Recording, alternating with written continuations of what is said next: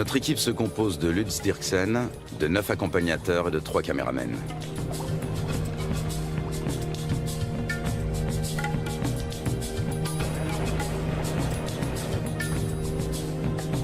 Même en pleine saison sèche, le niveau de l'eau est toujours très élevé.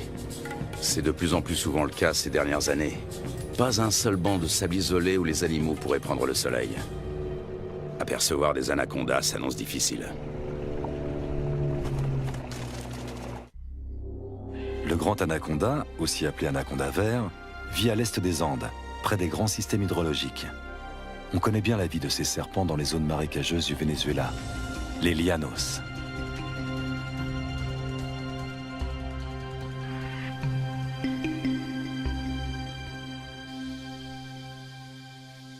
Là-bas, les anacondas mesurent rarement plus de 4,5 mètres de long. Leur proie préférée, ce sont les capybaras, les plus grands rongeurs au monde dont les dimensions peuvent atteindre celles d'un chien berger.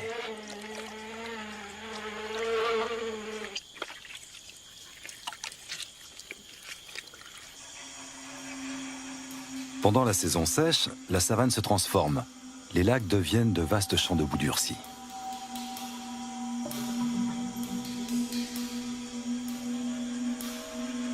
Difficile pour un anaconda de plus de 4 mètres de trouver un point d'humidité qui lui permettra de supporter la chaleur.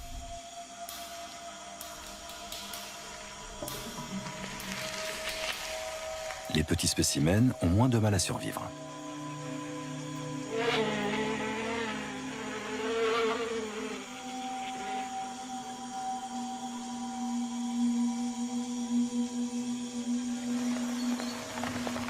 Début avril, la saison sèche touche à sa fin et les premières gouttes d'eau se transforment vite en pluie torrentielle.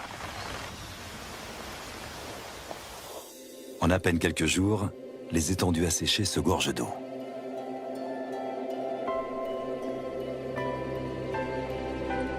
L'anaconda retrouve enfin son élément de prédilection. De toutes parts, la savane verdit et renaît à la vie.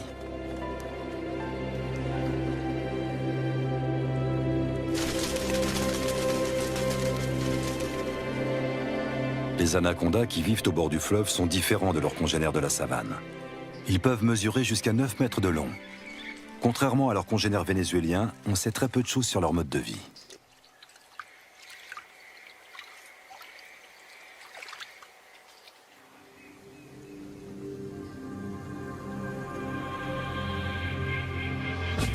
Notre première journée de voyage touche à sa fin à Riwa, le dernier village qui borde la rivière. Un monde sauvage nous attend ensuite.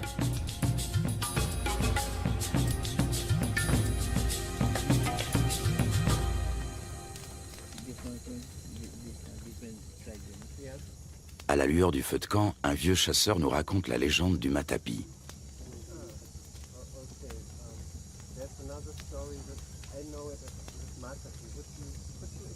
Cet ustensile permet aux femmes d'extraire le jus toxique du manioc. L'idée en est venue à un chasseur alors qu'il observait un anaconda en train de se nourrir. Il a conçu une clé faite de lianes qui imite les mouvements de contraction du serpent en train d'avaler sa proie.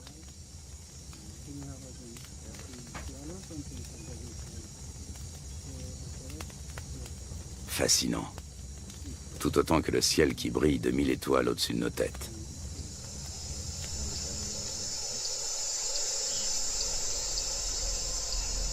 Le grand anaconda appartient à la famille des Boidae. Il tue en enroulant étroitement son corps musculeux autour de sa victime jusqu'à ce qu'elle meure étouffée. Ses dents sont orientées vers l'arrière, ce qui lui permet de la maintenir, sans toutefois la découper. Il n'a donc pas d'autre choix que de l'engloutir en une seule fois.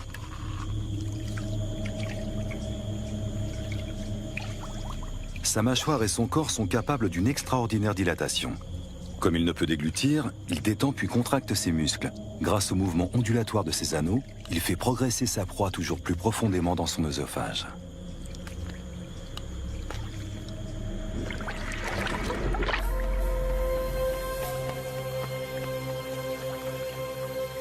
Un groupe de becs en ciseaux prend son envol dans la lumière du petit matin.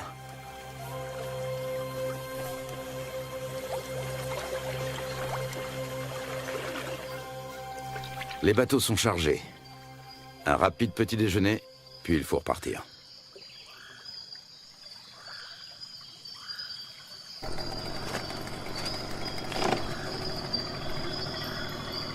Encore 3 longues journées de bateau nous attendent.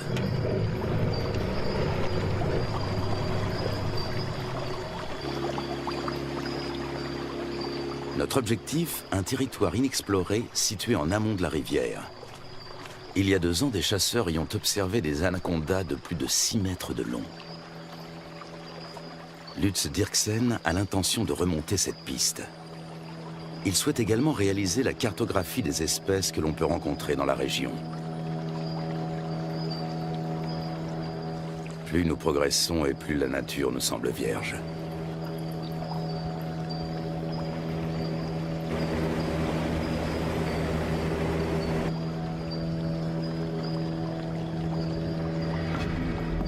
Avec un tel niveau d'eau, les caïmans noirs ont bien du mal à trouver un endroit où se prélasser. Les plus gros spécimens, eux, ont trouvé leur place au soleil.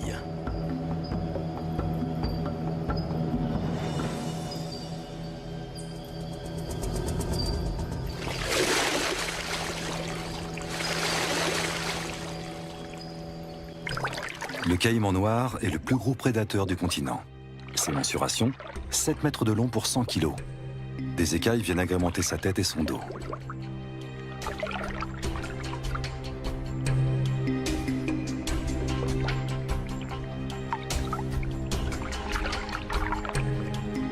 La peau cuirassée de son ventre et de sa gorge est particulièrement épaisse et dure. Sa mâchoire supérieure est typique de son espèce. Toute dent qui tombe repousse invariablement. Les petits points qui ornent son museau sont autant de récepteurs ultrasensibles qui lui permettent de localiser ses proies. Au fil de l'évolution, les crocodiliens, dont font partie les caïmans, ont su imposer leur domination. Après plusieurs heures de trajet, une pause est la bienvenue. C'est Lutz Dirksen qui tient le journal de l'expédition. Ses observations précises sur les espèces rencontrées lui seront plus tard d'une grande utilité. Notre campement sur la rive a éveillé l'intérêt des caïmans. Prudemment, mais non sans une certaine curiosité, ils viennent y voir de plus près.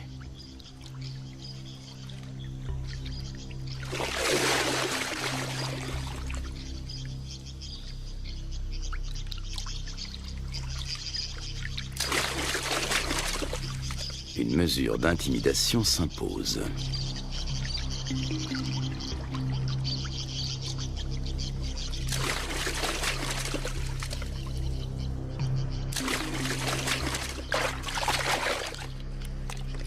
Dans l'eau, le caméraman se fait tout petit.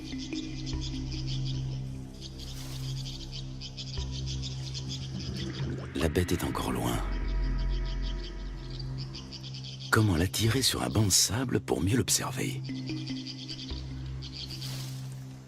La prudence est de mise. Le caïman commence par suivre le comportement des vautours. Une fois sûr qu'aucun danger ne menace, il vient récupérer les restes de repas que nous avons disposés en guise d'appât.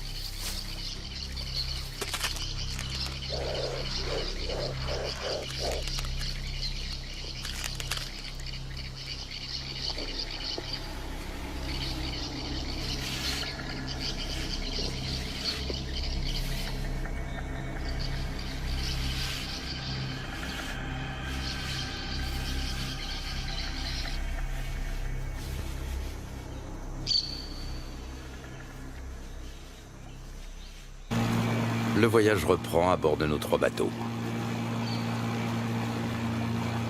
Dans ce virage, la rivière a creusé une profonde entaille dans la berge et coule désormais tout droit. Des vestiges de l'ancienne berge se dressent encore au milieu du courant qui se renforce. Les moteurs des bateaux sont soumis à rude épreuve. Les limites des rivières sauvages varient souvent, formant de multiples bras morts et des étangs.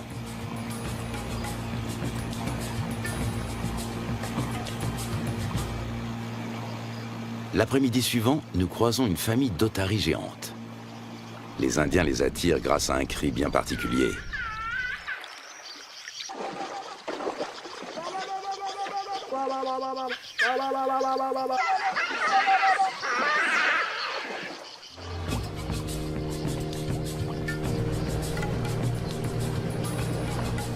Nous touchons enfin au but. Il ne peut s'agir que de l'endroit dont les chasseurs ont parlé. C'est ici que nous allons nous établir pour partir à la recherche des grands anacondas. Nous remontons notre équipement aussi loin que possible de la rivière. Par temps de pluie, les eaux peuvent monter très vite.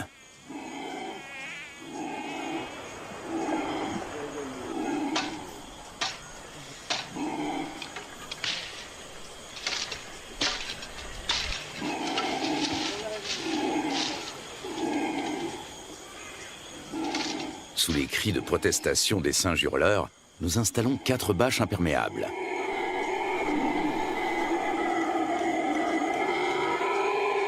Une bâche pour la cuisine.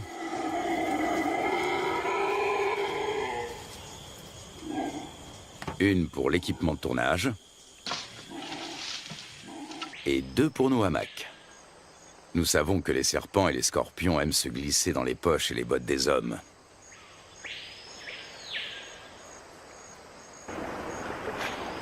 Du poisson frais vient compléter nos rations de riz, de pâtes et de haricots.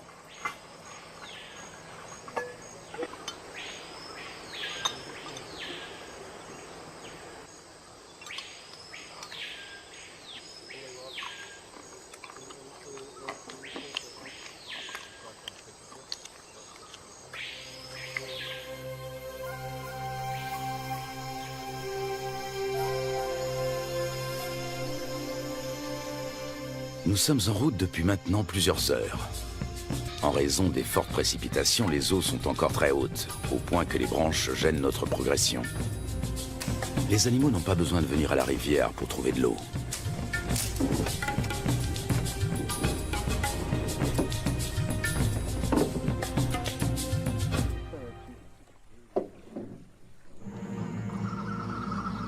Durant la saison des pluies, les anacondas suivent l'eau jusque dans la forêt. Ils passent toute leur vie dans les marécages. Même leur venue au monde a lieu en milieu aquatique. Dans le corps de leur mère, les embryons grandissent à l'intérieur des œufs. Lorsque ceux-ci sont prêts à éclore, les jeunes s'extirpent de la coquille avant d'être sortis du ventre de la mère. Ils naissent ensuite sous forme de petits serpents parfaitement développés. Ils sont tout de suite dans leur élément. Le nombre de jeunes dépend du gabarit de la mère. Chez une grande femelle, une portée peut compter plus de 80 serpenteaux.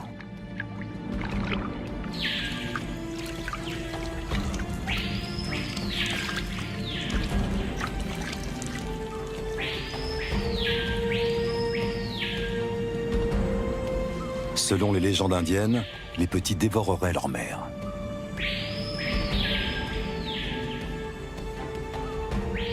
Un certain nombre de serpenteaux s'éloignent quelques minutes à peine après leur naissance. Ce sont déjà des prédateurs à part entière avec un redoutable instinct de chasseur.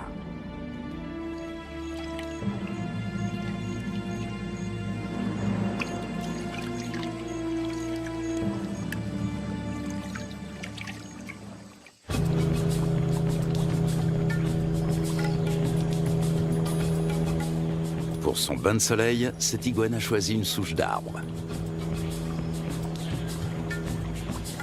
Nous tentons notre chance dans un petit cours d'eau.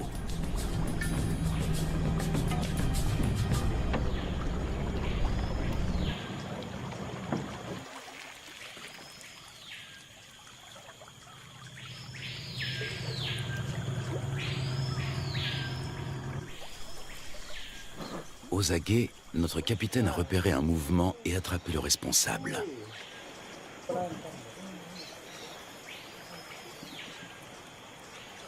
Un jeune anaconda. Il fait près d'1 mètre de long et est âgé de seulement quelques semaines. Sa première mue le rend quelque peu apathique.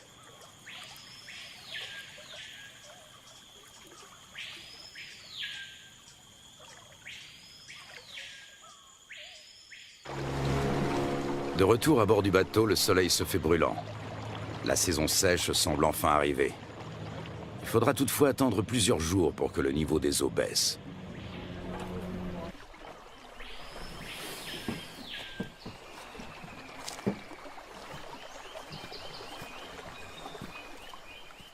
Pour se frayer un chemin sans machette, il faut suivre les pistes régulièrement empruntées par les animaux.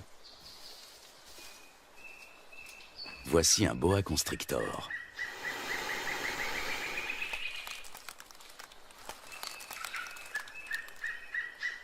Nous sommes trop grands pour lui servir de proie, mais cela ne l'empêche pas d'essayer de nous intimider.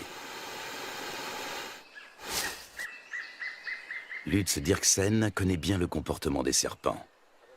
D'une main experte, il attrape doucement mais fermement l'animal derrière la tête. Le boa constrictor est un cousin terrestre de l'anaconda.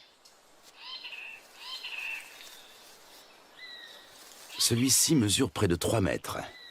Il s'agit clairement d'une femelle.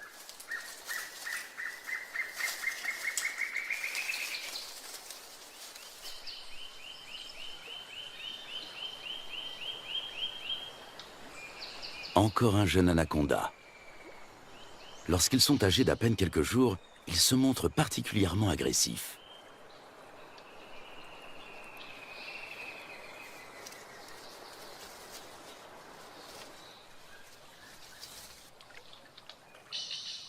De retour au camp, Lutz Dirksen complète son journal.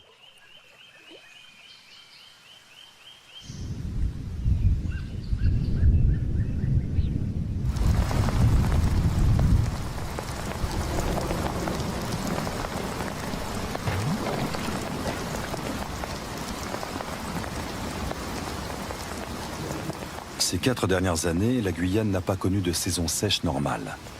Le manioc a même pourri sur pied. À l'origine de cela, les phénomènes météorologiques tels que la Niña et le réchauffement climatique.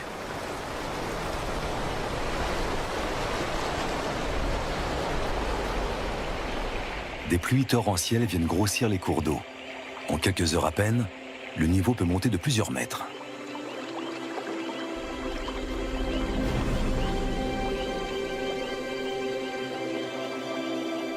Les forêts qui bordent les rivières ont l'habitude de ces caprices saisonniers.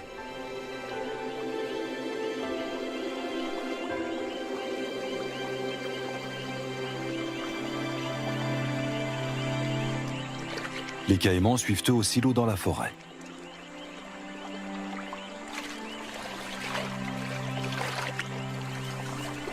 Même le tapir trouve de la nourriture sous l'eau. En plus des fruits et des feuilles, il est friand de plantes aquatiques. Il faut dire que dans l'ombre des sous-bois, ce gros ongulé peine à trouver de quoi se nourrir correctement.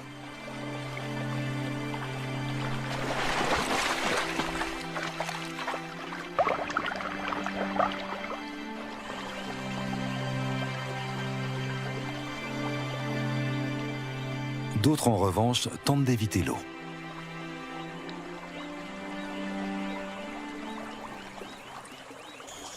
Au beau milieu de la nuit, le niveau d'eau a encore subitement monté de plus de 3 mètres.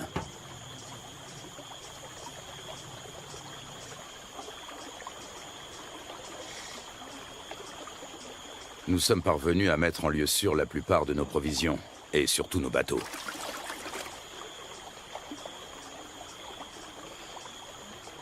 Il faut dresser maintenant le bilan des dommages.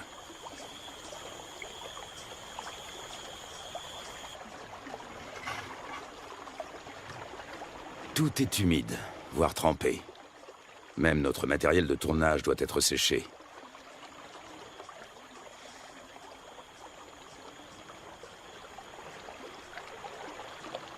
Continuer ou faire demi-tour? Telle est la question. Si nous voulons rester, il nous faut un campement en amont des cascades. À condition de venir à bout de celle-ci.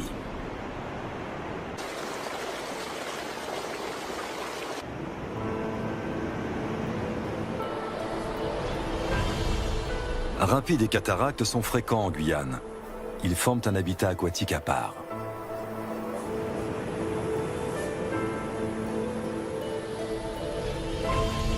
Les vautours s'attribuent les victimes de noyades.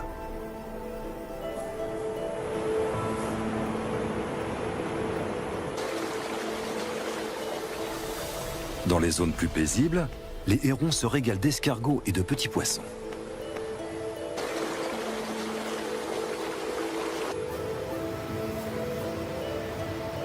Les loutres géantes, elles, aiment chasser dans les remous poissonneux.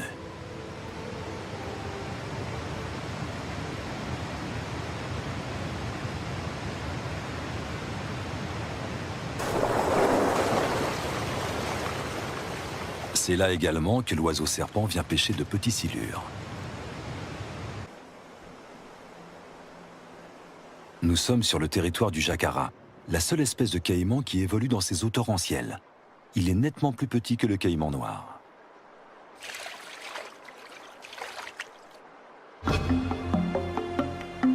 Après en avoir débattu, la décision est enfin prise. L'équipe va se séparer. Un bateau va prendre le chemin du retour. L'équipe de tournage, accompagnée de 6 des guides, va relever le défi et continuer la route vers l'amont. Impossible de savoir ce qui nous attend. Peu de gens se sont déjà aventurés au-delà de ces cascades. Pour y parvenir, il nous faut des troncs d'arbres. Ils vont nous servir à faire avancer les bateaux tout en protégeant leurs coques. Chacun d'entre eux pèse près de 300 kilos.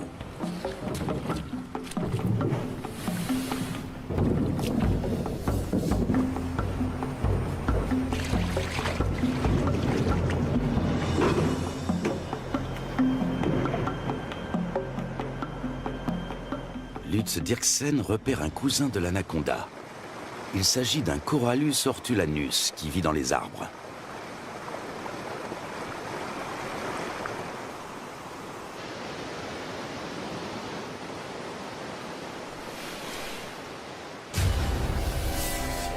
Ce boa de couleur verte est connu pour son agressivité, mais fort heureusement, il n'est pas venimeux. Lorsqu'il attaque, il se cramponne à sa proie.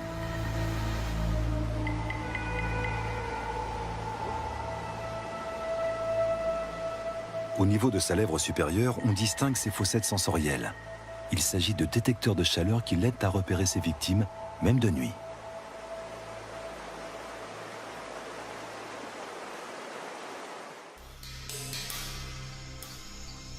L'anaconda aussi s'oriente grâce à la chaleur corporelle dégagée par ses proies lors de la chasse.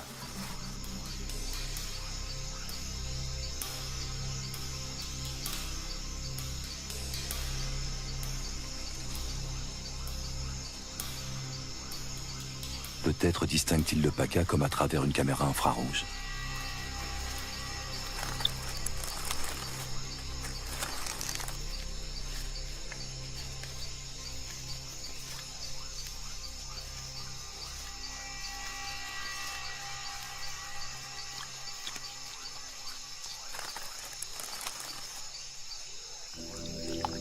Le plus souvent, l'anaconda chasse en restant immobile sous l'eau, attendant qu'une proie arrive à sa portée.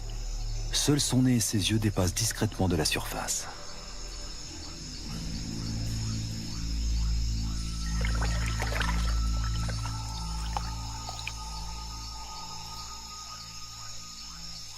Avec sa langue fourchue, il détecte la moindre odeur.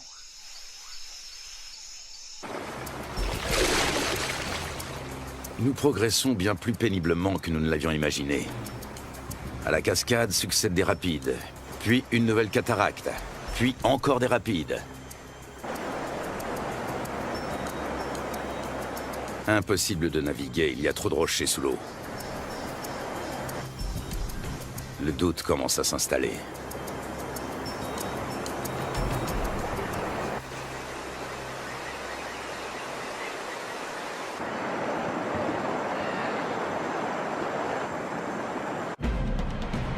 Dans le cours supérieur, les eaux sont particulièrement impétueuses.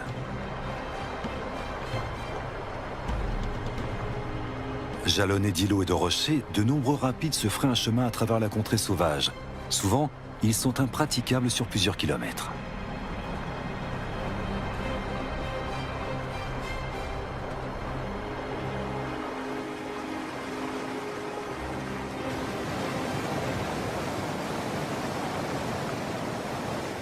Les jacaras ont compris que les poissons leur tombent directement dans la gueule pour peu qu'ils se placent au bon endroit.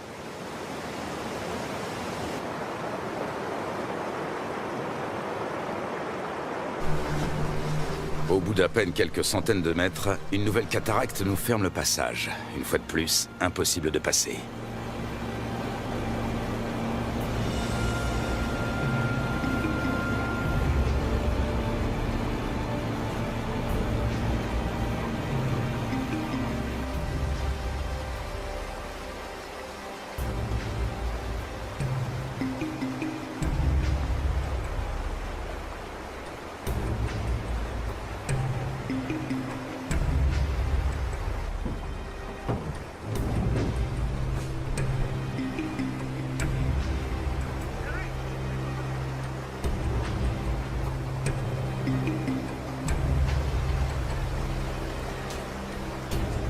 Nous progressons lentement. Souvent, la voie se referme et il faut rebrousser chemin pour tenter notre chance dans un nouveau bras.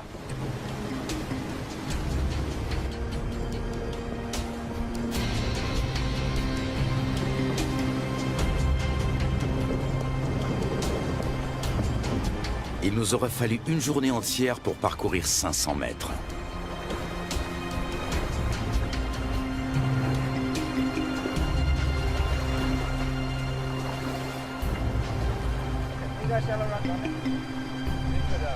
Alors que nous nous apprêtons à renoncer, le fleuve change de visage pour redevenir enfin navigable.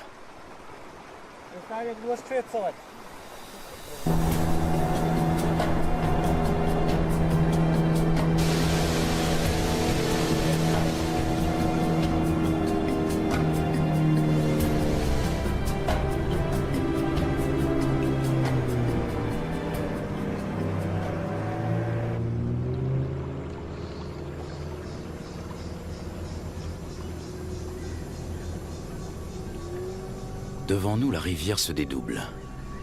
Un monde intact nous attend.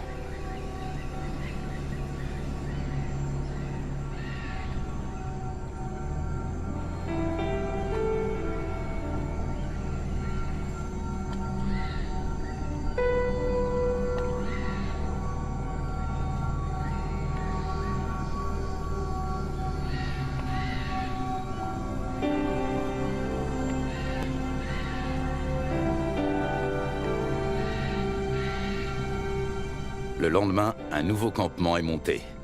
Cette fois, nous espérons être à l'abri des eaux.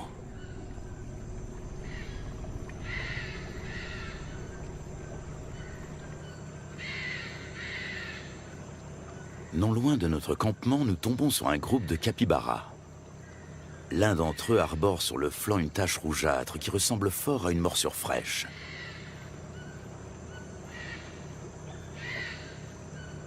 Les rongeurs ne semblent pas gênés par notre présence.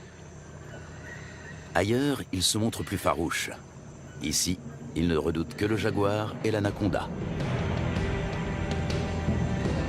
Et puis, au milieu d'un enchevêtrement de branches, il est là, immobile. Il a pourtant perçu notre présence depuis un bon moment.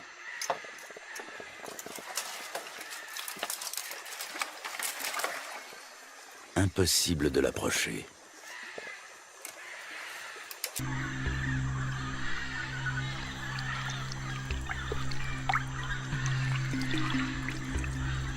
L'accouplement peut durer jusqu'à 4 semaines.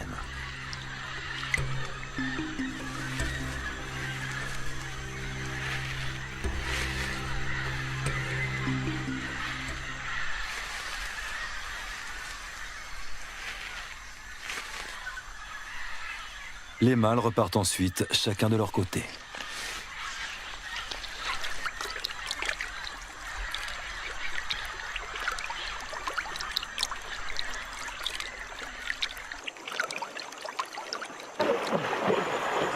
Soudain, nous faisons une découverte de taille. Un serpent géant tout près de la rive.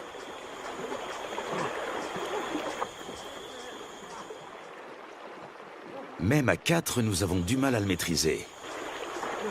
Son corps n'est qu'un unique et gigantesque muscle d'acier flexible.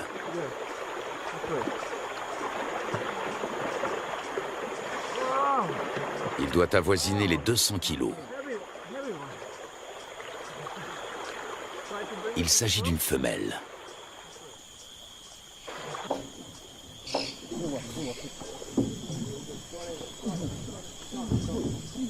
Sur la berge, nous pouvons la mesurer en toute tranquillité.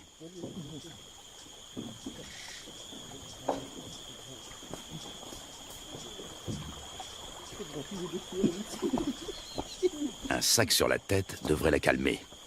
Un moyen qui a fait ses preuves.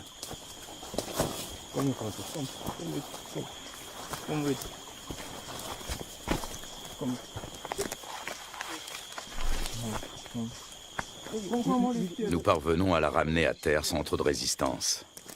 Avec sa taille, elle ne connaît plus aucun prédateur naturel.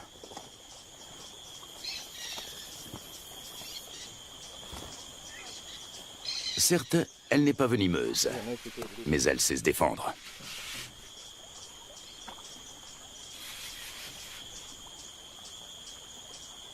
Tenez-la, pendant que je mesure. Une telle géante peut infliger de graves blessures. Une fois refermées sur leur proie, ces mâchoires ne se rouvrent pas facilement. Solides, acérées et orientées vers l'arrière, ses dents sont de véritables crochets. On distingue parfaitement sa trachée située à l'avant de la gueule.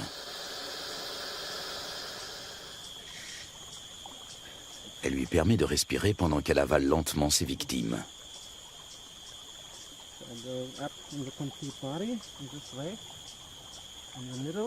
L'anaconda fait jouer ses muscles. Difficile de prendre ses mesures.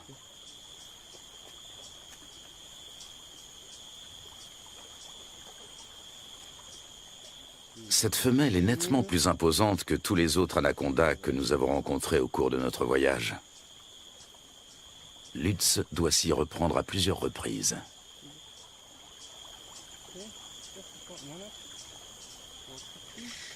4,50 m.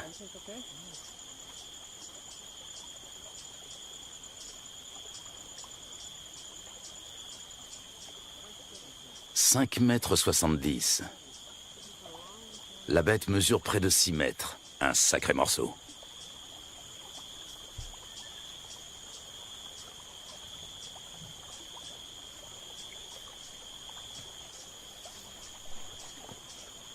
Lutz mesure la circonférence de son corps à l'endroit le plus fort.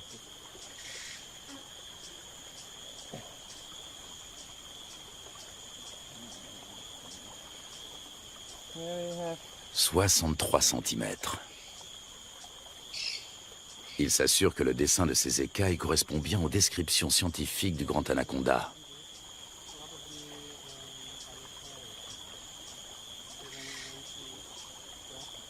Ces plaies proviennent d'un marsupial. Il arrive que l'anaconda se...